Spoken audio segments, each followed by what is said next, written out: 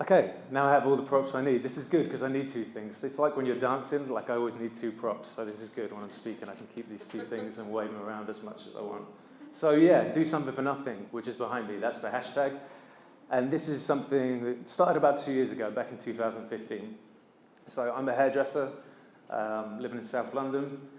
I was working in a salon, and I started kind of really, when I started hairdressing, I started thinking about the importance of the client that's coming into me, and how important it is not only to make them look good, but actually to make them feel good. And this is sort of coupled really from another problem that I started seeing. And I'm sure you guys might have seen it too. How many of you, show of hands, see homeless people each week on your way to work on the streets? So I think that's everyone in here, pretty much. And how about every day? Who sees someone pretty much every day? Nearly all of you as well. I just wanted to check whether I'm kind of going to be talking about the sort of things that you see and that you can relate to each day. So, as I said, I'm a hairdresser, and first of all, I'm going to play you a little video of what it is I do, just so you get a better idea. Highly irrelevant right now, but as good as you can, right? Hey Josh, how's Philly been treating you? Mate, it's been really an incredible day so far. I've done a couple of haircuts, but it's more just wandering around, meeting people, man. Even if I don't cut someone's hair, I find like the best way to get to know a place is to talk to these guys, to talk to people who are out here every day, hustling, and you know, that's the stories I want to hear. You know, don't get me wrong, I've seen some nice, pretty buildings too. It's very beautiful, but it's I'm real happy to be here. She will go to the ball. I'm loving it. What was that, man? I mean, I guess the problem's the same everywhere we go, though, man. Like when you see people like that out on the streets, like it just makes you realise there's always a story. Like, Right. Yeah, I think just what we're doing now and stopping and listening, it's enough. Really, it's something, isn't it? You know? I got some face lotion for you too, my friend.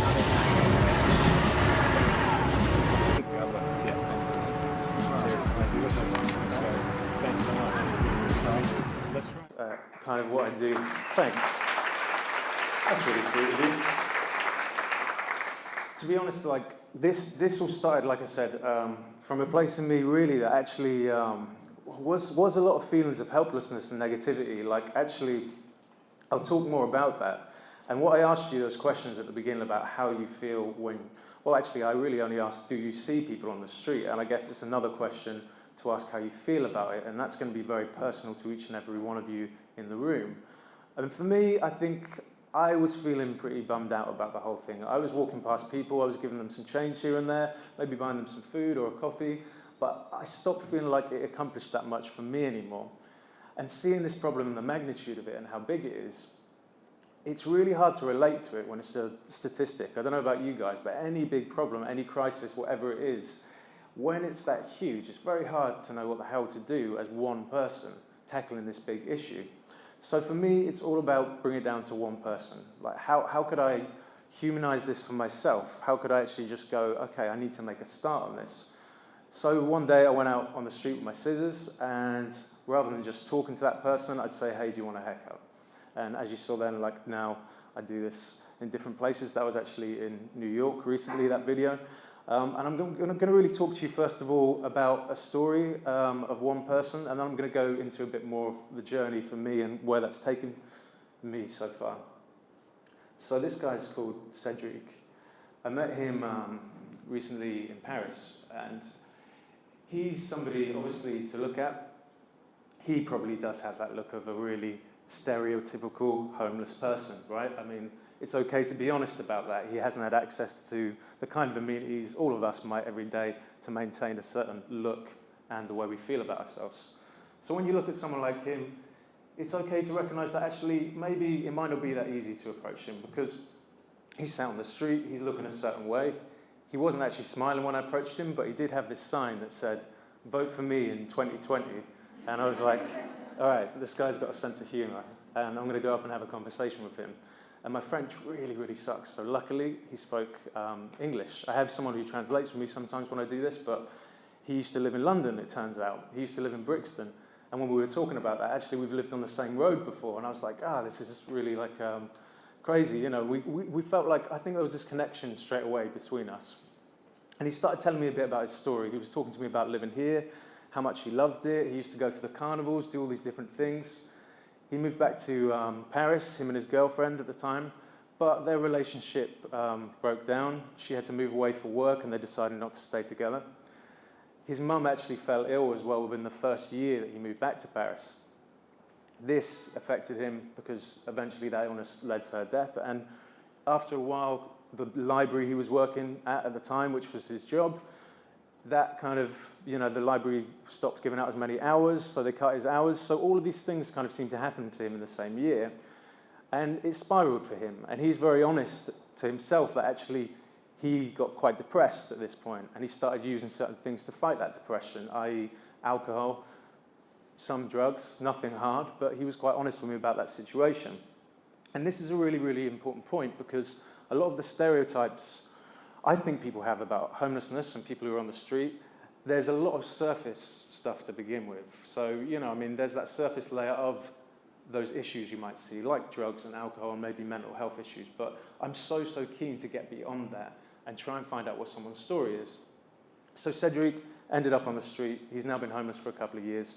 But we had this super nice connection. He was really, really someone who, I don't know, I try and keep in touch with everyone I meet, but he's someone I've seen since and I try and call and keep in contact with. But the difference in a haircut, it's a small act, but when I cut someone's hair and give them a transformation, it can really lift somebody.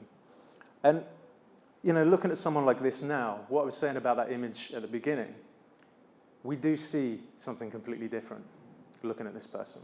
And it's okay to recognize that. It's okay to recognize we all have that surface thing when we walk around and we see each other each day. But it's clear to see that someone like Cedric now is much more approachable and someone you might talk to. However, he was the same person, of course, with the same story, with the same heart before.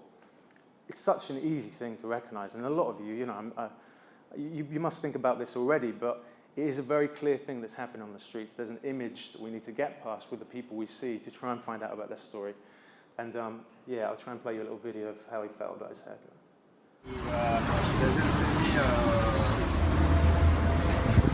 Two years. So the last time you got your haircut was 2 years ago?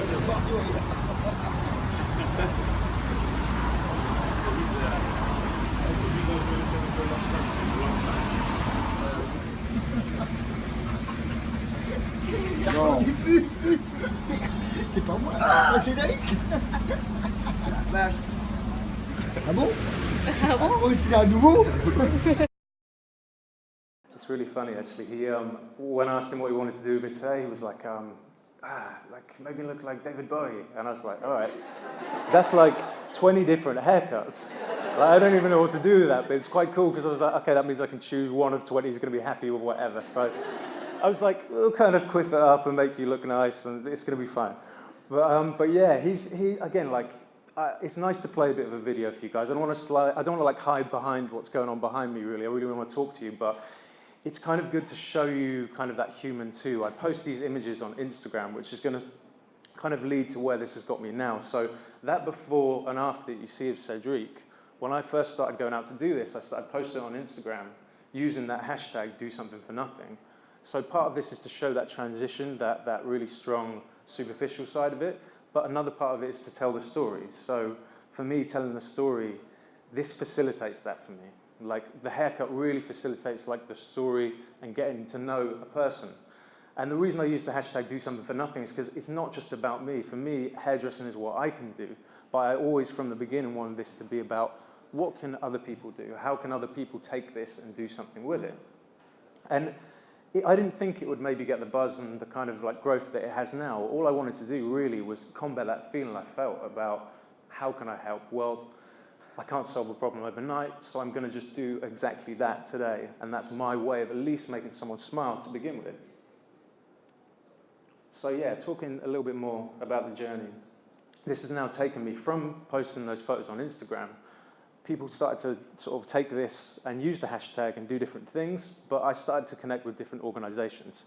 And now I've cut hair in places like Paris. I've been to South America. This is actually with some ladies in South America where I was teaching hairdressing to some ladies who are trying to earn money for their families, who haven't got all that much, and at the weekends I'd go out and cut hair on the street. And I've been so lucky that I've worked with different organisations who've funded me to go to different places now. And this is all from using social media, posting on Instagram, and just connecting with people. So from those stories that I was posting, people started to take this and try and use it for themselves. But places like this is in Berlin, cutting hair for some punks in Berlin. I mean, I have these incredible experiences. This is in Harlem in New York. And now I'm going to different places all the time. And whenever I do, I'm always so shocked and surprised about who's there to meet me. People come and pick me up from an airport through Instagram, and this will be people I talk to who are there, ready, waiting for me, wanting to go out on the street and help me do this and get involved in this. And it's that power and that community through social media that I'm finding, as well as the real community and interactions I'm having on the street. I don't know why we took this outside of 10 Downing Street. It's like, I don't know, I was in front of a copper there. I was like, yeah, this is fun. Let's just do this. But yeah, so you know, I mean, going a little bit more, these photos come from all over the place, but what I want to talk to you guys about is, even if it's not homelessness, like this actually was out in Athens in Greece, and I was working out of a refugee camp in the south. The biggest thing I've realized when I started doing this is realizing the human connection, like the power of your influence as one person to another. Those feelings of helplessness I talked about at the beginning, like, it's about finding your antidote to those feelings of disempowerment. It's like, how can you feel empowered again? And for me, it comes from a really simple thing of recognizing that actually you as one person affecting one other person, that is enough, because that can build into something else. Taking the weight of the world on your shoulders like I was before, it's not going to get you anywhere. Like, it's not going to make you feel any more like you're actually progressing with any of these problems. And you know, I remember this little girl, so the father of this girl, I cut her hair, this child, on my knee, like in this refugee camp, and I was like, this is mad. Like, I'm always going to remember these kind of moments. And it's very hard to not come away from it feeling, yeah, it's all right for me to feel good about this, but they're still there. And I tackle with that sometimes. I think about that. I'm like, with homeless people, when I go home, I'm like, Jesus, like, I do think about those stories, and I do think about those people, and I don't want to lie to you and pretend that it's all kind of glisten and gold. Like, there are some really hardcore stories you hear, but what do you want to do? Do you want to, I mean, for me, these problems exist anyway, but what world do I want to live in? I prefer to know about those things and make an impact, and genuinely, I don't know what it is, but I'm the happiest I've been, like the last couple of years, and I'm not afraid to say it. Like, I see a lot of people and different stories, but it's about recognizing that what really fulfills you, and for me, it's that human connection. And talking a bit more about stereotypes, I think when we start dissolving these, I think that's when, for me, the biggest thing is you have to change opinions before you can make real change. And I think this word and dissolving these stereotypes is a huge part of that. So talking about a few more people and a few more stories. This is Reza, and actually this is someone you can see in London. He sleeps right near Victoria Station. He's got a girlfriend. He sleeps under a bit of a kind of bridge not too far away. Talking about his story, well, he's somebody who has suffered from mental health issues himself. He spoke to me quite honestly about that and some of the medication that he's been on. His girlfriend has bipolar too. They're really, really in love, but they've ended up on the street together because they're both living out of their flat in North London. The landlord found out because he thought there was only one person living there. He obviously didn't necessarily like him that much anyway, because he gave him like a few weeks to get the hell out of there. He was working part-time on a job that he didn't manage to keep when he got out and he was homeless. But, you know, I mean, the mistakes that people make and the decisions that people maybe could have made in a different way, I always find when I talk to people like Reza that they're the first to know about them. So any judgment beyond that, like, they already know about that. Like, for me, when you judge someone, it's about deciding whether you want to help someone or not. And I think if the answer is yes, then I think you've got to treat that or go through a filter of love and compassion to help them. And it was cool hanging out with Reza. It's remembering that everyone has a story, and I was talking to you a bit about his, but when I cut hair, I always try and listen to people's stories, and giving someone like Reza a haircut, again, it's a small thing, but it can make him smile, and I saw a real warmth and a change in him during the haircut. Some of these interactions, they can start off quite cagey as well. A lot of people ask me, like, how do you approach people? And on the way here, I stopped and spoke to someone too, and initially, there is a wall. You've got to remember, some people are in survival mode. Like, they're on the street and they're trying to survive. And I think my favorite haircuts and my favourite times that I spend with people, it is when maybe it's a bit cagier to begin with. Maybe it's not that easy to interact with someone, but when you spend time, you go through that, you really can come out on the other side. And I really find that when I cut hair for people, that actually there's another side. And with Rez, I'm going to show you kind of his reaction here. How are you feeling?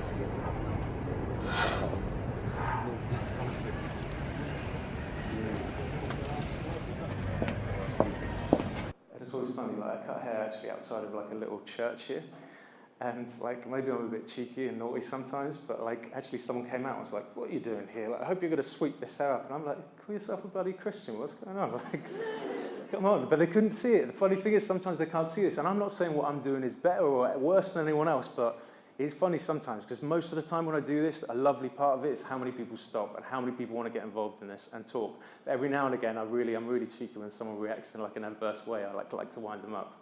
It's the little kid in me. I've got to be careful of that.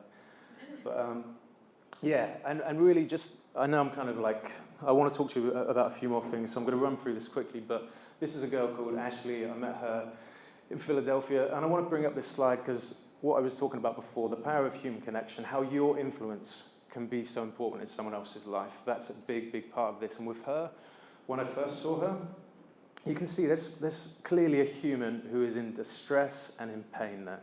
You can see it on her face. As soon as we started talking to her, she actually just broke down straight away. She just wanted to chat with someone.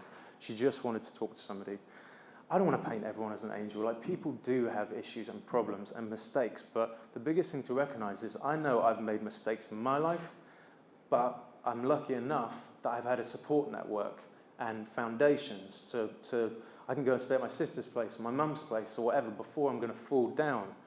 And I think when you think about that, it's that's the biggest issue. Some people ask me like, oh, why do you think, what is the main reason why someone's homeless? I'd say, well, the list is as long as your arm, but the main reason is that people don't have the same support and infrastructure in the family as we do, and I just see that all the time. There's so many different reasons why somebody's on the street, but it's always because there isn't that sort of support network to prop them up. And you know, giving her a haircut, this is one of my favourite moments, showing somebody their look in the mirror. This is why I do this, because it's just so important for me, because I don't do this to like pat myself on the back. There's no point where I'm like, well done me, but I'm kind of feeding off this connection I'm having with someone. And again, talking about fulfillment, like this is what really gives me my kicks right now, and this is what really gets me high. And like I've tried a lot of other things to try and do that in my life up until this point, and nothing's given me it apart from this. And I'm like, wow, I've nearly got there sometimes, but this is like, honestly, this is the highest I've felt, and it's just from that human thing of just being with one another. And it's really about dignity. Like, we all know a haircut. You guys, definitely girls, you know what it's like when you go into a salon, you have to kind of let yourself go to the hairdresser. And there's something about, it's like your dignity with a haircut and appearance, it can really change. And it's about identity too. You know, there's a reason why in movies and different things, it comes with a change of job or a breakup in a relationship. So when I do this, I really try and provide someone with their dignity again, make them feel a little bit more confident. It's a very small thing, a haircut. Like, again, I'm not thinking I'm changing the world with this, but I am trying to provide a little bit of inner love for somebody so they can maybe go on a different path themselves. So, back to do something for nothing. And really, I want to talk about this because this is the bigger idea here. All of the stuff I'm doing, you're probably thinking, this is great, man, but I can't cut hair. I can't do this. What the hell can I do? Well, this is what the hashtag is about. It's really about making this accessible to everyone. I personally don't look at what I'm doing as charity. I look at it as connecting with people. I want this to be accessible. And for me, I don't think I would have done anything to connect with people in this way if I had to fill out loads of forms to get there. I needed it to be direct. I needed to do something today. And we're now trying to say to people, like, this is a hashtag you can use everywhere, and it's slowly happening. I mean, it has become, I guess, like a global movement. We've got people in different cities using this. And, I mean, in London, this girl here, Jade, she called me up last year, and she's a vet. I'm going to take you through some specific skills first, and then go through some other ones. But she now goes out on the street and looks after dogs, and she started her own, like, mini revolution in the veterinary kind of world in the UK, where loads of vets are now going out and doing this too. Lots and lots of dogs on the street. Well, she goes out, deworms them, defleas them, provides them with whatever she can. If there's anything bigger, she refers them onto the Blue Cross. And it's really lovely because just one person, again, her getting up and following this movement, she's inspired the masses, and it just ripples from there. And I really believe in that small things adding up to a lot eventually. This guy's called Chris, and he goes out in New York. I'm seeing him in a couple of weeks. He started using the hashtag, and he goes out and plays guitar for people. He plays music for guys who are on the street and women who are on the street. Because what I was saying about being in survival mode, like, look, what makes us happy each week? Is it eating? I mean, don't get me wrong, coffee's lovely, granola's lovely, like, those things do make me super, super happy, but, like, what really nourishes you as a human? Like, the survival stuff is great, but beyond that, like, for me, it is music. For me, it is passion, art, creative stuff that really makes me tick.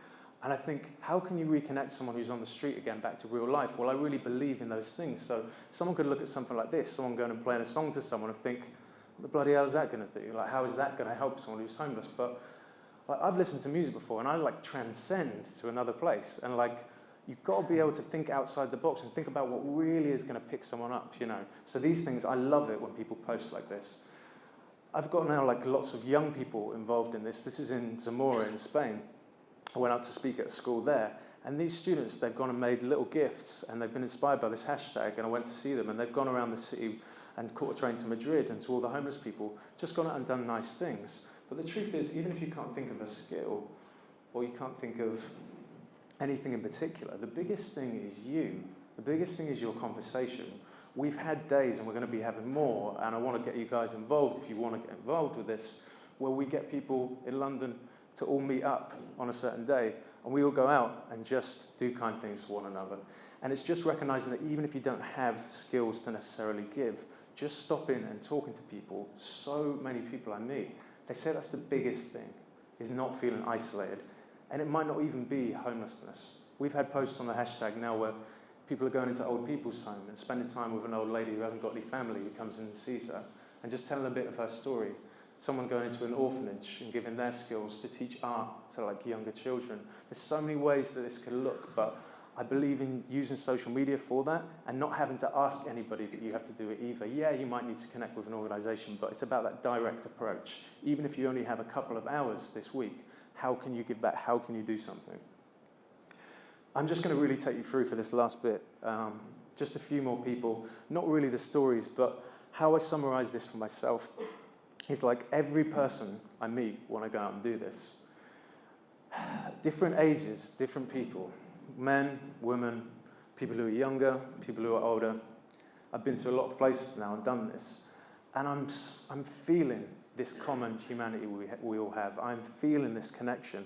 It doesn't matter who I see or who I meet. And it's really changed my life. And this is what I meant about me being happy, is when you start doing something, whatever that may be and whatever it may look like, you start realizing like there's so much we have in common. And it's so easy to see or to feel that that's not the case with how polarized everything is. But it's not true. And I really believe about getting this more into the mainstream. And for me, do something for nothing is the way that I'm doing that. So essentially it comes down to social media. How can we impact people socially? Social media for social impact. You guys, we all have devices with us every day. We all have these things that we stare at every day. How can we use that to genuinely impact people in our communities? And guess what? You're going to feel really, really good. That's the other thing. So yeah, I'll take you through just one more video here. This is a guy called Enrico who I met in Mexico when I was doing this.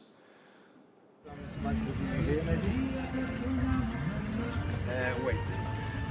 Este sí es un peluquero profesional. Chequen su equipo.